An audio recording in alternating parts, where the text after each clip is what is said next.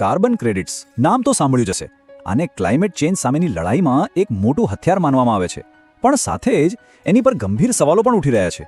તો આજે આપણે એ જ સમજવાની કોશિશ કરીશું કે આ આખરે છે શું, આ કામ કેવી રીતે કરે છે, અને સૌથી મોટો સવાલ, શું આનાથી ખરેખર આપણા પૃથ્વીને કોઈ ફાયદો થઈ રહ્યો? કદાચ ફ્લાઇટ બુક કરતી વખતે આવો વિકલ્પ નજરે પડ્યો હશે. તમારા કાર્બન ફૂટપ્રિન્ટને ઓફસેટ કરો. વિચાર તો સારો લાગે છે નહીં? પણ એ નાના બોક્સ પર ટિક કરવાથી હકીકતમાં થાય છે શું? શું એનાથી સાચે જ કોઈ ફરક પડે છે? ચાલો આજે આ જ સવાલના તળિયે જઈએ. તો ચાલો સૌથી પહેલાં તો એ સમજીએ કે આખી સિસ્ટમ કાગળ પર કેવી દેખાય છે. મતલબ કે આઈડિયલી આ કાર્બન માર્કેટ કેવી રીતે કામ કરવું જોઈએ. એકદમ સરળ ભાષામાં કહીએ તો કાર્બન ક્રેડિટ એક સર્ટિફિકેટ જેવું છે. એક ક્રેડિટ ખરીદવાનું મતલબ 1 ટન કાર્બન ડાયોક્સાઇડ હવામાં છોડવાનો અધિકાર મેળવવો. બસ આને આ બજારની કરન્સી સમજી લો. અહીંયા એક બહુ જ અગત્યનો તફાવત સમજવા જેવું છે. જુઓ, કાર્બન ક્રેડિટ એક જાતની પરમિશન સ્લિપ છે જે સરકાર કોઈ કંપનીને પ્રદૂષણ કરવા માટે આપે છે, જ્યારે કાર્બન ઓફસેટ એનાથી અલગ છે. એ કોઈ એવા પ્રોજેક્ટમાંથી આવે છે જે વાતાવરણમાંથી કાર્બન ઘટાડવાનું કામ કરે છે, જેમ કે વૃક્ષો વાવવા. આ બે વચ્ચેનો ફરક સમજવો ખૂબ જ જરૂરી છે. તો 1 ટન CO2 એટલે કેટલું?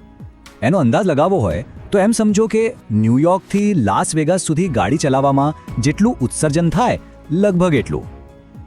આના પરથી ખ્યાલ આવે છે કે આપણે જ્યારે એક ક્રેડિટની વાત કરીએ છીએ ત્યારે એનો સ્કેલ કેટલો મોટો છે. સારું, તો આ બધી થિયરીની વાતો થઈ, પણ હકીકતમાં આ વિચારોને અમલમાં કેવી રીતે મુકાય છે? આ ક્રેડિટ્સ અને ઓફસેટ્સનું બજાર ખરેખર ચાલે છે કેવી રીતે? ચાલો એ જોઈએ. આની સૌથી પોપ્યુલર સિસ્ટમ છે કેપ એન્ડ ટ્રેડ. ચાલો આને એકદમ સરળ રીતે સમજીએ.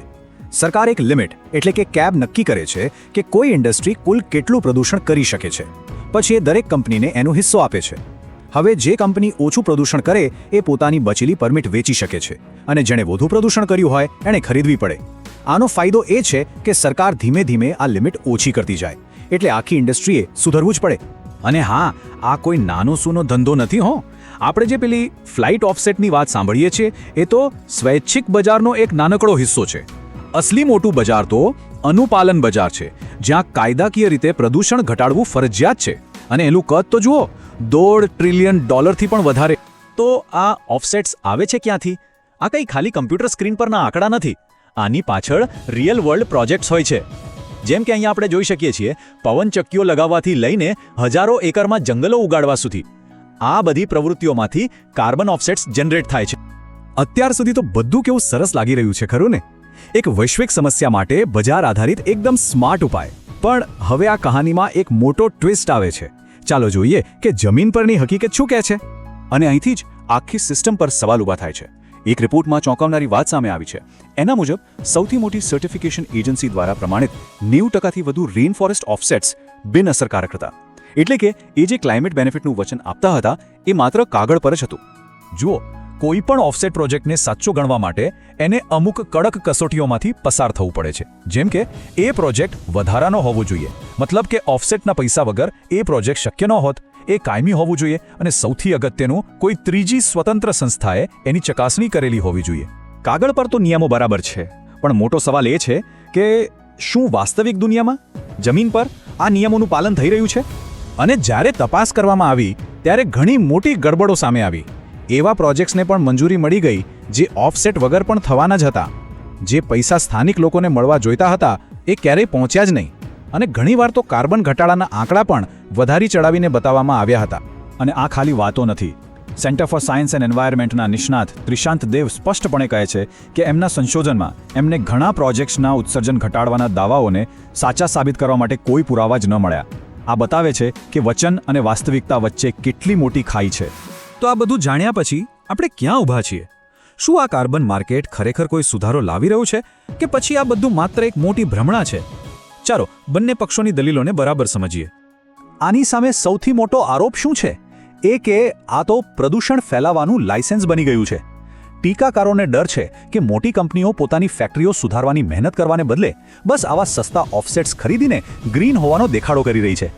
આ વાસ્તવિક એક્શન લેવામાં વિલંબ કરવાની એક ખતરનાક યુક્તિ હોઈ શકે છે.